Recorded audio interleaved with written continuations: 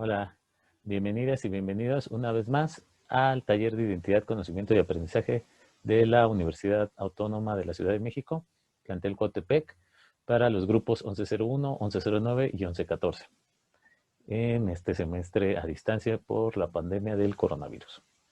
Entonces, bueno, sin más, vayamos a el tópico de la clase de hoy, que es hablar de educación.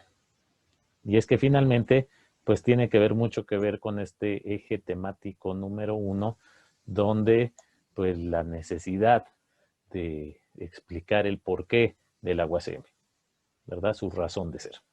Entonces, bueno, vamos a hablar de la educación como un derecho humano, de la educación pública en la Ciudad de México, para aterrizar un poco esto que yo he venido mencionando, esta educación tradicional, hegemónica, cómo fuimos educados y la necesidad de estos nuevos horizontes, de estos nuevos modelos educativos.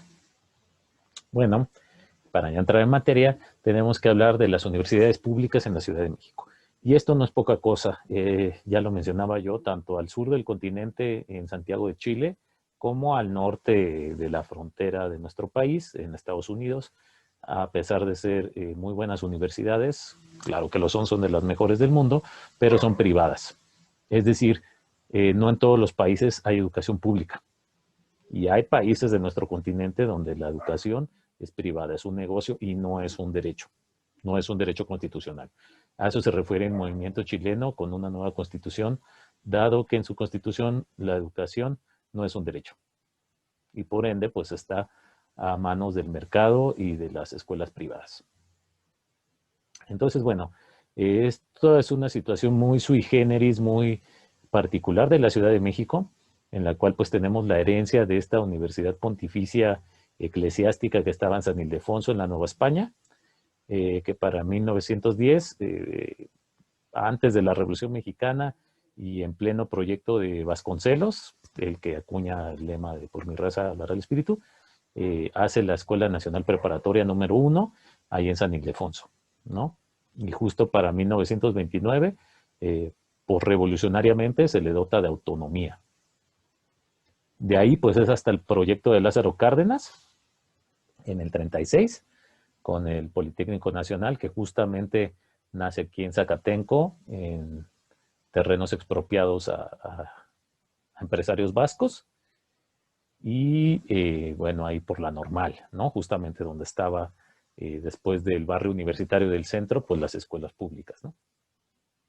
Y ahí nos vamos a un rezago educativo enorme hasta la UAM, que es como nuestro proyecto hermano en el sentido de que justamente Iztapalapa o Azcapotzalco, el oriente y norte de la ciudad, empiezan a tener estos proyectos educativos pues ante un rezago que es de décadas y que justamente, como he comentado en otras sesiones, pues la población seguía llegando y seguía creciendo y estos pueblos y barrios de la Ciudad de México empezaron a masificarse, por ejemplo, pues donde está nuestro plantel, Coatepec. Pues tenemos la Universidad Autónoma de la Ciudad de México, que realmente es hasta 2004 cuando ya tiene su autonomía, ¿verdad? Y que puede operar en un marco legal. Bueno, ahí lo mismo, el antecedente es el GIEMS, que es nuestra institución hermana por la cual ustedes tienen pase directo, que es la antigua cárcel de mujeres de Santa Marta, Acatitlan, Iztapalapa. Y en el 2002 se vuelve el primer plantel de la Autónoma de la Ciudad, con el plantel Libertad, en esta cuestión de transformar una antigua prisión, en esta necesidad de los barrios y pueblos de Acatitla, de decir, pues no necesitamos más prisiones, sino necesitamos escuelas. Para el 2004 la autonomía universitaria y concretamente nuestro plantel, su primera fase, porque bueno, ya cuando lo conozcan físicamente en algún momento de la carrera, eso va a suceder indudablemente, pues van a ver como buena parte del plantel en la primera fase. La segunda fase, digamos que ahí está, pero todavía no se termina y todavía no está abierta al público. Y bueno, reiterar que no solo la zona norte, sino también Tlalnepantla, Cuautitlán, Naucalpan, incluso Ecatepec, ¿no? O sea, es una opción no solo para la Ciudad de México, sino para el Estado de México, que bueno, pues finalmente nos hermana en estas geografías. Y recordar que nuestra rectoría está en García Diego, en la calle de García Diego, en la colonia Doctores. Esto es por el Metro Niños Héroes, un dato cultural que no está por demás dejarlo. Algo que no podemos dejar de parte de la identidad de los estudiantes universitarios en las universidades públicas en la Ciudad de México, pues es lo junto con pegado que en la historia propia de las universidades ha ido los movimientos estudiantiles. Es decir, incluso antes del 68 para el 29, con la misma lucha primero en Argentina para dotar de autonomía a la Universidad de Buenos Aires y en suma a esa lucha continental de los estudiantes, aquí para dotarle de autonomía a la UNAM en 1929. Obviamente el 68, ese movimiento estudiantil no solo cambia la Ciudad de México, sino cambia al país poco a poco, a cuentagotas, con esta apertura, ¿no?, que finalmente termina dándose después de este fatídico 2 de octubre, ¿no? Y eso finalmente marca a las universidades públicas y finalmente a partir de ahí cada una ha tenido sus conflictos. No está de más también mencionar que muchas de las huelgas estudiantiles que ha habido después del 68, tanto en la UNAM como en el POLI, muchas de las demandas, como flexibilidad en los estudios o como poder votar por un rector, son reformas que sí tiene la UACM y que estas universidades, a pesar de ser tan importantes, no las tienen. Y que justamente la lleva a este rezago, que no necesariamente es en cuanto a la infraestructura científica o académica, sino es un rezago más estructural, ¿no? Y obviamente con la consecuente represión hacia los estudiantes. Esta es una pregunta que justamente se ha planteado muchas veces en el taller de ICA, pero más en el plantel Casa Libertad. Son los que más tiempo llevan también en la universidad. Y así lo plantea uno de sus profesores, así abiertamente, sin anestesia. ¿Por qué estudiar una carrera en un país donde te subes a un taxi y es un licenciado psicólogo, por decir algo? Es decir, ¿por qué estudiar? Y eso es algo que ustedes me van a contestar en su carta de aprendizaje. ¿Por qué ir contra la Mafer que te dice que ya no estudies y que es fácil ser un youtuber? O contra esta narcocultura, ¿no? Donde pues nos habla una vez más del dinero fácil a causa de la cárcel o la muerte, obviamente, ¿no?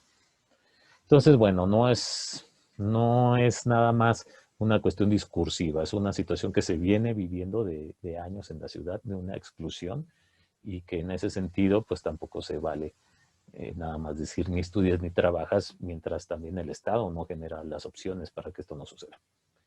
Eso no es poca cosa, un rezago de 30 años, cuando la gran migración mundial del campo a las ciudades, que da las megalópolis, se da desde los 80s, y que nos abre estas nociones más claras de centro y periferia, ¿no? Son lo mismo los servicios públicos, los parques, el alumbrado, la seguridad, los hospitales en Polanco, que en Coatepec o que en Iztapalapa. Centro y periferia, ¿no? Y eso nos habla, pues, de que realmente, pues, sí está en la Constitución, pero sí hay una exclusión hacia los derechos humanos más básicos, como la educación, como la salud, como el empleo, como los servicios públicos del transporte de calidad, la seguridad, espacios culturales, porque las cinetecas nacionales o los centros culturales nacionales solo están en el sur de la Ciudad de México. ¿Se vive igual desde la periferia urbana? Es decir, hay violencias estructurales y hay privilegios sociales.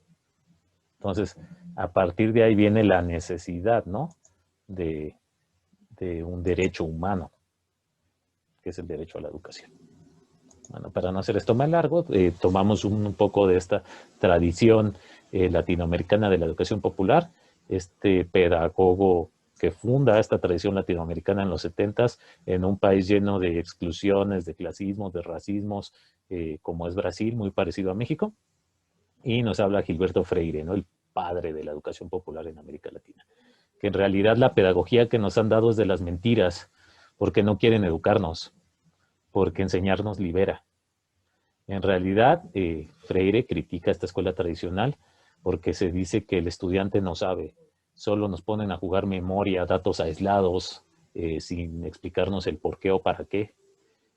Nos enseñan a ser pasivos, a llenar recipientes. Somos hojas en blanco, no sabemos nada. Así se nos trata, ¿no? Entonces, por eso dice que es una pedagogía de las mentiras.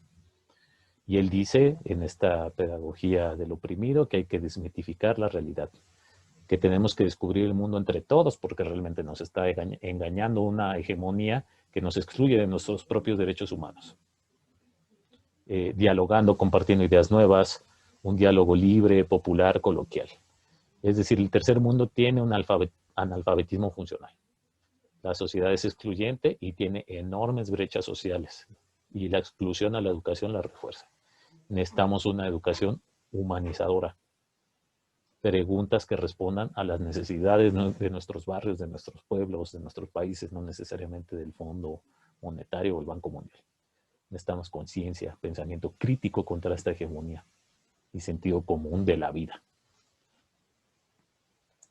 Bueno, de ahí nos vamos con Noam Chomsky, el cual justamente pasado, pues un pedagogo popular brasileño del nordeste de Brasil y lingüista de los lingüistas más duros del siglo XXI y pues más antisistémicos. Y Chomsky nos habla pues que justamente necesitamos deseducarnos porque justamente esta educación muchas veces pues más bien nos ha adoctrinado.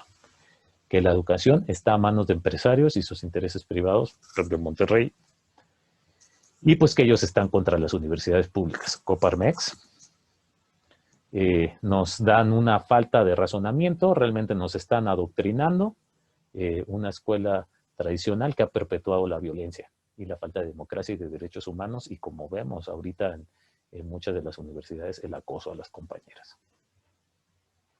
La escuela tradicional se aleja del libre pensamiento y desempeña un papel de coerción a estas estructuras hegemónicas que son de explotación. Es decir, los mexicanos no somos huevones, somos de las sociedades que más trabajan y que menos días libres tienen a nivel mundial. Y que justamente para eso son estos rezagos educativos, para reforzar esas cadenas de explotación. La escuela privada, donde es un negocio, no es un derecho. Esto sí ya lo vamos acabando para no hacer esto muy largo. Desde ahí nos podremos ir a este filósofo francés Foucault, donde nos dice que realmente nos tienen vigilados y reprimidos, porque la letra con sangre entra, porque se hablaba de la esquina de los burros, y es ir preparando a la infancia para estos modelos represivos, donde si te sales de la línea, pues te cae la poli y vas al bote. Son medidas coercitivas, es un adoctrinamiento no para educarnos, sino para portarnos bien frente al patrón, es vigilar para castigar, castigar para aprender. Y es una sociedad penalizada, es una sociedad reprimida. Si luego a veces no nos gustan las escuelas, porque sí hay una similitud con esta escuela del siglo XIX, entre la escuela y la prisión, en esta educación de las primeras escuelas militarizadas del siglo XIX, que mucho tienen que ver con estas escuelas en Prusia, ¿no? Donde uniformes, patios, horarios, comedores, prefectos, campanas, puertas con mirillas, pues llevar uniforme, no a la diferencia, reportes, suspensiones, expulsiones. Un modelo represivo. Entonces necesitamos hacer otra escuela que se base en el sujeto, como nos dice el proyecto educativo, que se base en el estudiante. Un aprendizaje de diálogo de iguales para la conciencia y la transformación de nuestra realidad. Comprender lo complejo que es la realidad. Transmitir y tener conciencia. Papel nodal en las universidades.